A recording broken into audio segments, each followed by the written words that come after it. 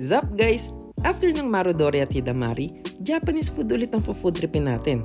Dito naman tayo sa Tepanya. Let's go! Matagal ko na nakikita-kita at nadadaan-daanan to eh. Hindi ko lang pinapansin. Okay pala dito, bukod sa masasarap yung mga foods, nakaka-enjoy din. Kasi kitang-kita at mapapanood mo mismo yung chef na ginagawa at niluluto yung food mo.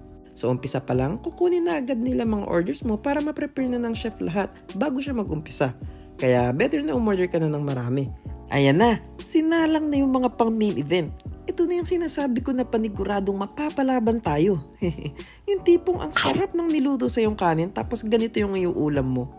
Ay naku po, Diyos ko, busog-busog talaga.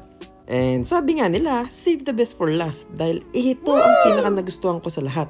Ang Usayaki beef roll. Para siyang bomba na sumasabog sa bibig yung lasa.